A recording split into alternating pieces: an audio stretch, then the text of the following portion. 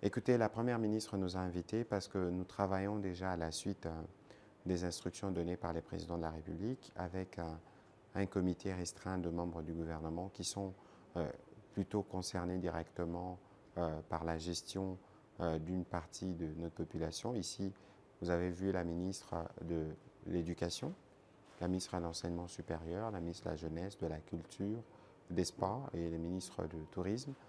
Pourquoi? Parce qu'aujourd'hui, nous avons besoin d'expliquer les enjeux de ces conflits à nos étudiants.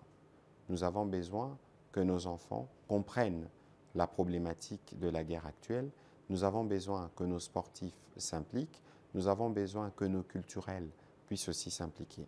L'idée, c'est de nous dire comment nous faisons pour nous assurer que nos étudiants ont compris que cette guerre les concerne au premier abord parce que ce eux qui sont les héritiers de ce pays. Comment on s'assure que nos élèves, dès leur bas âge, commencent à comprendre l'essence de ces conflits qui durent 30 ans? Parce qu'au début de ces conflits, ceux qui naissaient à l'époque, aujourd'hui, ont fini l'université. Et donc, c'est de nous dire aujourd'hui comment on se prépare pour aujourd'hui et pour demain en termes de stratégie, de compréhension, parce que cette guerre, en réalité, c'est, comme nous le disons, ce n'est pas la guerre du président de la République, ni la guerre du gouvernement. C'est la guerre qui est faite à tous les Congolais, partout où les Congolais se trouvent. Alors nous devons simplement nous assurer que nous avons expliqué, donné les éléments à ces jeunes, à ces sportifs pour qu'ils comprennent et pour qu'ils s'impliquent dans la résolution de ces conflits. Ici, nous avons beaucoup des diversités dans notre pays, mais nous avons bien quelque chose qui nous unit, qui s'appelle la République démocratique du Congo. Un pays, 26 provinces, 145 territoires, 88 000 villages, 2 345 410 km².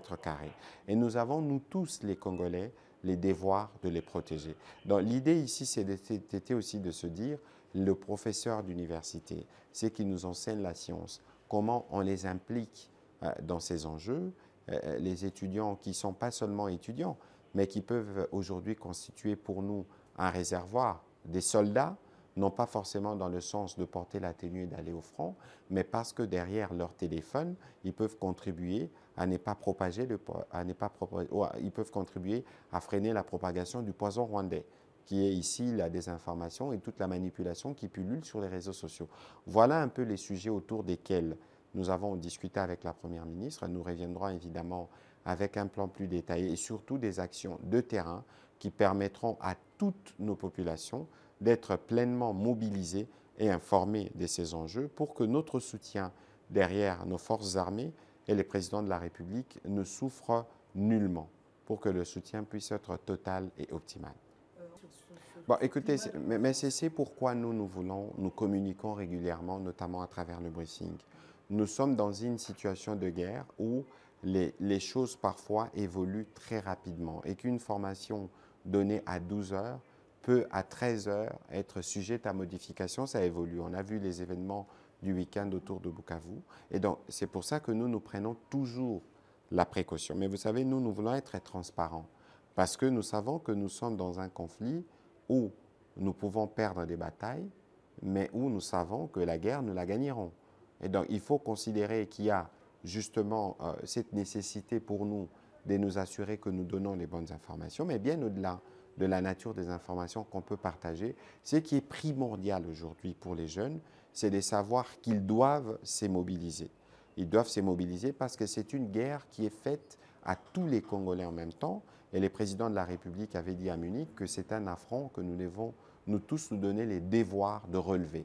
Et c'est dans cet ordre-là que nous voulons que les jeunes puissent être pleinement mobilisés. C'est dans cet ordre-là que nous irons vers eux, vers toutes les catégories sociales, pour leur expliquer justement les enjeux autour de cette guerre d'agression et la nécessité pour nous de demeurer unis au-delà de nos couleurs politiques, au-delà de nos clivages, parce que c'est l'unité qui va nous permettre de gagner cette guerre qui ne se joue pas que sur le front militaire, mais qui se joue sur tous les fronts, et une guerre qui doit être populaire parce que toute la population congolaise doit s'impliquer pour qu'on la gagne et on la gagne pleinement.